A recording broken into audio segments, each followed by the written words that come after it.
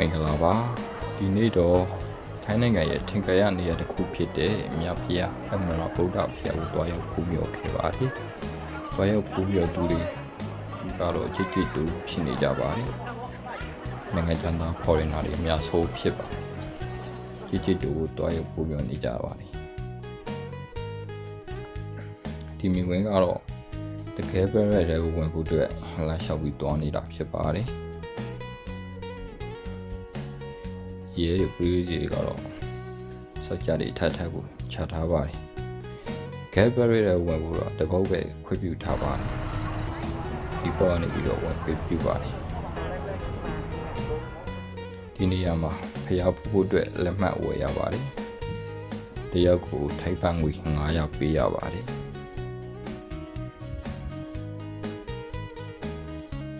ဒီမှာတော့ဂဲဘရီရဲ့မှာရှိတဲ့ရှုခင်းမိဝင်နှုပညာလက်ရာတွေနဲ့လုပ်ထားတဲ့အရာတွေဖြစ်ပါတယ်ဒီနေရာမှာဒီလက်မှတ်လေးဝယ်ပြီးတော့စခွင်လေးနဲ့ဖတ်ပြီးမှကျဲဝင်ခွင့်ရဝင်လို့ရပါတယ်ဝင်ခွင့်ပြုပါတယ်ပေါ့နော်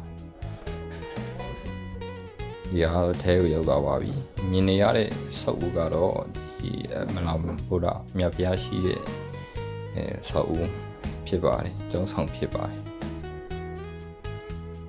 လာရောက်ဖူးမြော်သူတွေကတော့ကြည်ကြည်တူဖြစ်နေကြပါတယ်။ဆောက်ဆိုင်ပြီးတော့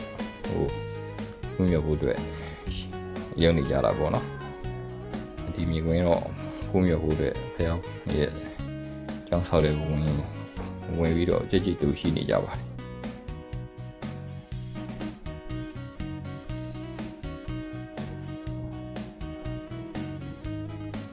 တပ်ပုတ်ဗီဒီယိုကတော့ပြင်မှာပဲရိုက်လို့ရပါတယ်။ထဲကိုရောက်ပြီဆိုရင်တော့ရိုက်ခွင့်မပြုတော့ပါဘူး။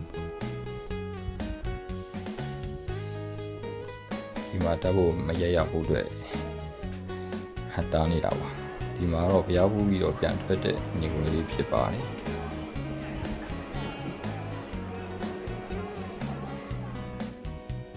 ပြင်ရနေပြီးတော့ရိုက်ဖို့အတွက်တော့ဖွက်ထားပေးတယ်ပေါ့နော်။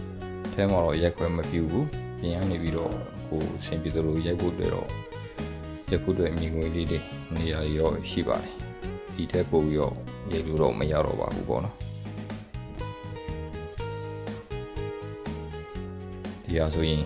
ပြင်ရနေရိုက်ထားတဲ့ဗီဒီယိုလေးဖြစ်ပါတယ်ဒီပညာလေးရတယ်ပုံမှာပန်းဆိုင်တွေလှပဒေတာဆိုတာရှိပါတယ်